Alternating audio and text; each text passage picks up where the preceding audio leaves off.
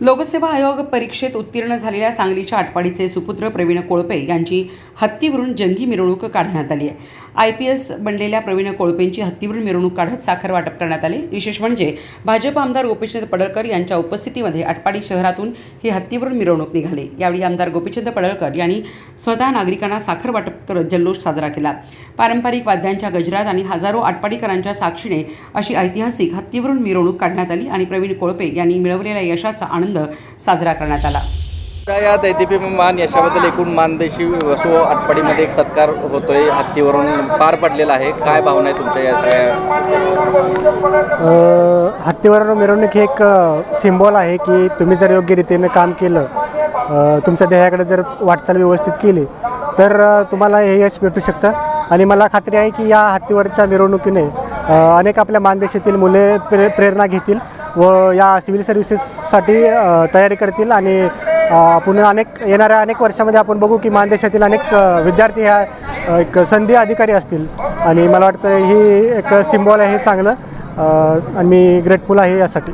ज्या खडतर परिस्थितीत तुम्ही आला, आटपाडी तालुक्यातूनच ज्या ठिकाणी तुम्ही शेती केली, शेतामध्ये जात होता, त्याच तालुक्यामध्ये हत्तीवरून आपली मिरवणूक केलं असं कधी स्वप्नात बघितलं होतं का? ते साकार झालं? नाही, मी विचारही केला नव्हता की असं काही घडेल, पण एक वडिलांनी दाखवलेलं स्वप्न, आईनं भावाने दिलेली साथ, सगळ्यांनी माझ्या सपोर्ट सिस्टीम असतील, त्यांनी वेळोवेळी केलेली मदत, याच्यामुळेच हे शक्य झालं। आणि मी एक आपल्या माध्यमातून एक ग्वाही देऊ इच्छितो की इथून पुढे येणाऱ्या काळामध्ये मी या समाजासाठी, आपल्या मानदेशासाठी एक काम करेल की जेणेकरून आपला मानदेश हा प्रोग्रेसिव्ह होईल। पडळकर बंधूंनी एक प्रथा पाडली की जर UPमध्ये APSCमध्ये स्पर्धा परीक्षा चांगली यश मिळालं तर हत्तीवर मिरवणूक, त्यात तुम्ही सहभागी झालात। नवतरुणांना जे स्पर्धा परीक्षा अभ्यास करतात त्यांचं काय तुम्हाला आव्हान असेल? नक्कीच पडळकर बंधूंचं आणि दोन्ही साहेबांचं एक मोठं कॉन्ट्रीब्युशन आहे।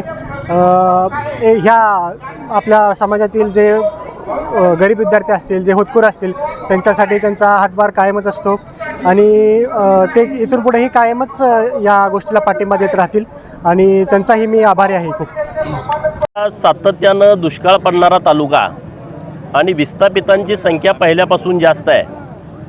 धनगर बहुल तालुका असल्यामुळं मेंढपाळांची संख्या पहिल्यापासून या तालुक्यात जास्तीची राहिलेली आहे। त्यामुळं शिक्षणाकडं पहिल्या पिढीचं आमच्या दुर्लक्ष होतं। आता आमची नवीन पिढी प्रतिकूल परिस्थिती असली तरी शिक्षणाच्या बाबतीमध्ये अत्यंत सतर्क आहे आणि त्यातलाच एक भाग आमच्या मिटकी गावचा सुपुत्र प्रवीण कोळपे अत्यंत प्रतिकूल परिस्थितीत, वडील वारलेले, आजी आणि आई शेतामध्ये काम करणारी अशा कुटुंबातला मुलगा आज IPS होतोय, याचा मनस्वी आनंद आमच्या सर्व आटपाडीकरांना झालेला आहे। आणि म्हणून आटपाडीकरांनी ठरवलं की प्रवीणची मिरवणूक हत्तीवरून काढायची।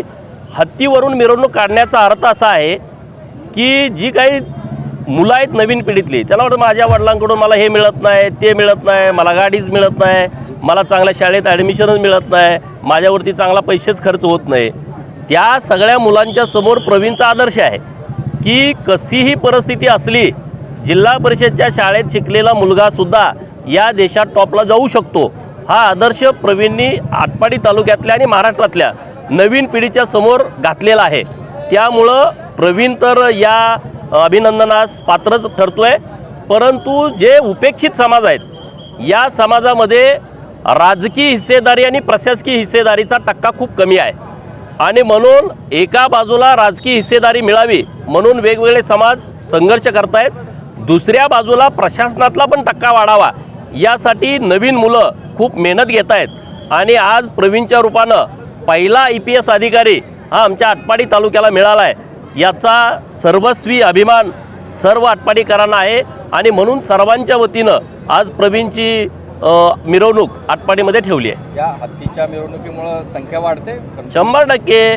नवीन मुलांना एक या संदर्भातलं आकर्षण तयार होते आपण या बाबतीमध्ये काहीतरी विचार करावा, तशा पद्धतीचा प्रयत्न करावा आणि मग हे सगळं माहोल बघितल्याच्या नंतर बघण्याचा दृष्टिकोन पण नवीन मुलांचा बदलत राहतो आणि तो आमचा एक प्रयत्न आहे की प्रवीणचा आदर्श घेऊन आणखी काही मुलं आमची UPSC करतायत, दिल्लीमध्ये अभ्यास करतायत, काही घरी करत असतील, काही पुण्यात करत असतील, तर त्या मुलांना पण यामध्ये यश यावं अशा पद्धतीची भावना या आजच्या या कार्यक्रमानं नक्की निर्माण होईल. धनगर आरक्षणाच्या बाबतीत एक शिष्टमंडळ काल मुख्य